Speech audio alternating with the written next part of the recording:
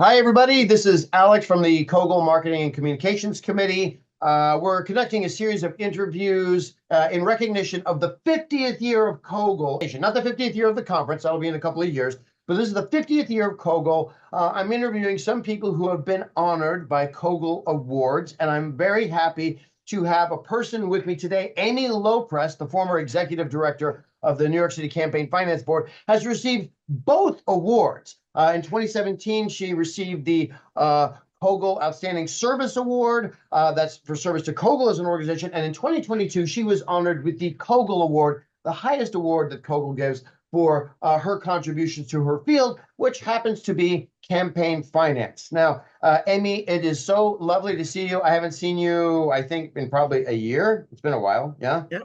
You were the executive director of the Campaign Finance Board in New York City for how long?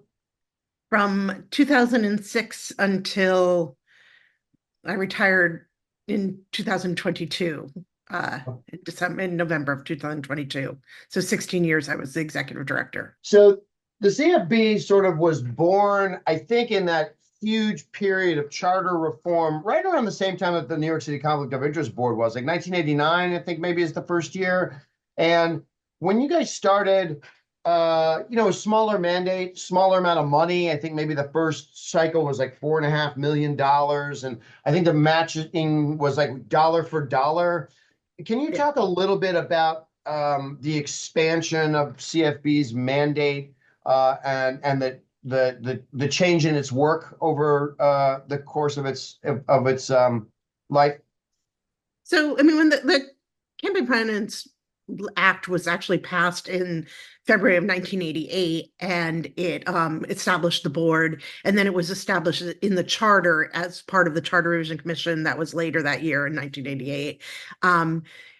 Initially, the Campaign Finance Board did campaign finance. They regulated and got disclosure from candidates who were voluntarily joined the public financing program. The public financing program was much less generous. It was 1-to-1 up to $1,000 contribution. And the amount of money that the candidates could receive was significantly less, the total amount of public funds they could receive. The one thing that the Campaign Finance Board always did from the beginning, which kind of foreshadowed our later education and outreach work, was that we always published the New York City voter guide, which, from the 1989 election on, that in every citywide election, there is a printed voter guide that's printed and mailed to every household in New York, registered voter in New York City. So after many years and many changes, and some of them even I was not there for, we added a debate program after I'm trying to remember which, I guess I'm going to make sure I say the right year. I think the 1993 mayoral election, Mayor Dinkins at the time, and now former, then running for mayor for the first time, Giuliani, they refused to debate. And but both of them got public funds, and people were outraged that they took money from the city and then they wouldn't debate. And so they added a debate requirement, which kind of also then a little bit furthered the education role of the Campaign Finance Board. And then before the 2001 election, which was the first election that New York City experienced their overhaul of term limits, the city council, on recommendation of the board, changed the matching funds program and changed the formula to make it 4-to-1 up to $250 for each contributions. But still, all of the CFB's disclosure and regulation was about people who were voluntarily in this public financing program. So if people know their history, in 2001, the candidate who won for mayor that year was Mayor Bloomberg. He spent more in his single election than had been spent in public financing total for the whole previous, at that point, from 1989 to 2001, more than has been spent in public funds he spent on his first election by far. And so people were like, and he had no disclosure requirement. I mean, he had a state disclosure requirement, but it was not as easily accessible. It wasn't comparable to the other people running for his office because it was done with the state. So the first kind of big change, other than the change in the matching funds, was to require disclosure and adherence to the contribution limits for all candidates, whether or not they chose to join the voluntary program. Right, that was in 2004, I think, right, with the disclosure requirement. So even if you're not taking any money in the matching funds program, you still have to disclose your expenditures, right? Yes. Your contributions and your expenditures. Sorry, yeah. And Bloomberg only had one contribution. But, and there are funny stories. I mean, like when they first said disclosure, we realized that our disclosure system didn't have enough zeros in it. So we had to quickly change the disclosure system to allow enough zeros, because before the contributions were limited to, about $4,500. So, and then there was the next, another big change was after the 2009 election, did a report that showed there was a lot of independent spending going on in New York City. It hadn't been, while a lot of jurisdictions have that as a big issue, has always they've always had issues with independent spenders. New York City really just didn't have much of a tradition of independent spending. And this is, again, right before Citizens United, independent spending was becoming more of an issue. So the law was expanded to require disclosure by independent spenders. The law was changed to require to lower the contribution limit from the candidates taking contributions from people who did business with the city, and that involved building a whole database of who are the people doing business with the city, because that was one of the major issues when that idea first came about. The issue was, how do we find out who is, how do you verify whether or not a person is doing business with the city? And that's, both from our regulatory side of making sure that they're being complied with, and also from the candidate side. How is a candidate supposed to know if somebody, you have no idea what people's, when they give you a contribution, whether or not they have a business contract with the city. So that, New York City has a very expansive definition of who's doing business with the city, not just contracts, but it also is people who have land use deals and concessions, and and so it's a fairly broad definition, and that law requires the much lower contribution limit from people who are doing business with the city. And at the same time, or I guess around that same time, the city charter, there was a charter revision commission, and one of the recommendations was that an organization that had existed since that 1988 charter, the Voter Assistance Commission, which it was sort of housed in the mayor's office, and so it was funded or not funded depending on, mayor's kind of whims. And so that charter revision commission reconstituted and merged that Voter Assistance Commission's mandates to do voter outreach and education across the city into the campaign finance boards as part of our requirements. So that was a major expansion of our role in city elections, really transforming the agency from, it's always a democracy forward agency, but, again, really having a very important part of the democracy in New York City. Then part of the reason the matching funds formula was changed was because even though candidates were getting a lot of small dollar contributions, the program really wasn't working so well for city council candidates and the like, because they didn't get $1,000 contributions. They were getting $5 and $10 contributions. So the 1-to-1 match didn't really help them enough. The 4-to-1 match really did begin to help those kind of smaller contributors. Part of our mandate, the CFB's mandate, is to review how the program worked in each election. And after the 2017 election, we did an analysis, and it really, while candidates for mayor and for citywide offices were getting large numbers of small dollar contributions, because the top contribution limit was so high, still the vast majority of their money was coming from big donors. So especially if you didn't count the public matching funds on top of it. So the board made a recommendation that the matching rate be increased dramatically and the contribution limit be lowered dramatically. So the contribution limit, I'm going to get the number wrong, but it was about $5,000. It was lower to about $2,000 for people running for citywide office. So, which was a big dramatic change. In exchange, the matching rate went, it had gone up to 6-1 at one point. So I skipped that, but it went up to 8-1 and also dramatically increased the amount. So whereas before the maximum amount of public funds you could get was 55% of the spending limit, it was raised to about, it's a formula, but it runs out to about like 88-89% of the spending limit you can get from public funds. So a much, much larger percentage of candidates, what the money they're running on is coming from public funds. And also at the same time, we, as part of our outreach and education, the law changed to require ranked choice voting in city primaries and charged the Campaign Finance Board with the citywide education and outreach campaign to train people about ranked choice voting. Great. I mean, that was, I commend the CFP staff for everything. I didn't do any of this stuff. I mean, they did all of it. But I mean, that was incredibly difficult because it was during the COVID pandemic and there were a lot of changes and a lot of confusion about elections and how elections were going to be run. It was, ranked choice voting was installed for the first time in the 2021 election.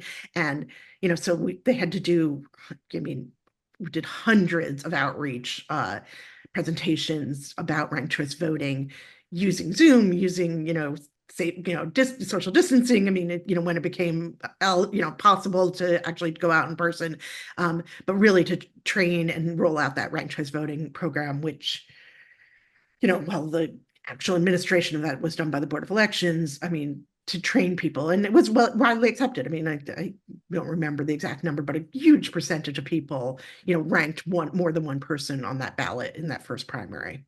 Yep. Yeah. Big kudos to your outreach team. I've back when city agencies still could do TikTok, CFB had a really good TikTok game. I certainly like those videos, a lot of them on ranked choice voting and voter outreach. Let me shift gears a little bit to your service with the COGEL organization. When did you first start coming to COGEL or get involved with COGEL? Well, I guess I was trying to think about this when I was thinking about this interview. I think the first COGEL conference I ever went to, so like just going, and I only went for one day, was in Providence, Rhode Island, and I don't even know what year that was. Some like probably 2000 or whatever, I think I've made my first presentation at the 2002 COGEL conference when we made a presentation about disaster recovery and emergency preparedness after the September 11th attacks. And then I was involved, always, and I became one on the steering committee. I guess after I became executive director, I was put on the steering committee in, I don't know, I guess 2008, 2009, maybe 2008 or 2009. I remember being at the Chicago conference when someone said to me, "Oh, you know that you are the only person eligible to be the president of COGEL in 2012, so you're going to be the president." Like, I was the only person on the steering committee who had been there long enough. So I was like, "Oh, okay." Like, it never occurred to me, even though I had been involved in, I was involved in the program committees before I was on the steering committee, planning the conference in Scottsdale, Arizona, and I think the one after that. And then I was the president of COGEL in 2012. We had the conference in Nashville. And, I've been, on hundreds of panels talking about campaign finance, talking about disaster recovery, talking about technology. Our staff has always, the campaign finance board staff has always been, active in attending and participating. Oh, you must have been on the programming committee subsequent to your presidency, because I think I served on the programming But committee yeah, at some point with you. I was for a number of years. I was on the program committee. Probably, I did. I took over from the great, I don't know if people remember Sarah Jackson, who was just a wonderful Southern gentlewoman, and from Kentucky, and she always did the table topics, and so I took those over when she left and did plan the table topics for the COGEL conferences for more years than I care to think about. I think probably Well, it stuck. I mean, that's a thing that we just do now. Thanks to your sort of like your efforts on that. That's a piece of programming that's not going away, Yeah. And so I was on the program committee for many years, and I was also on the awards committee for many years because I had been with COGEL so much for such a long time. I knew so many people, and was familiar with the people who were being nominated, and I must say that like the years that I wasn't on the awards committee, it was like I think maybe only the 2 years when I was nominated know. for awards. I think that might be the only two times I was not on awards committees. 2022. You get the highest honor that COGEL can convey on anyone, the COGEL Award. And I just want you to, I was there. I was there for your acceptance speech. I believe it was in Montreal. Is that right? Montreal. Can you just talk a little bit about that moment and I don't know how you responded to it, what it made you think about?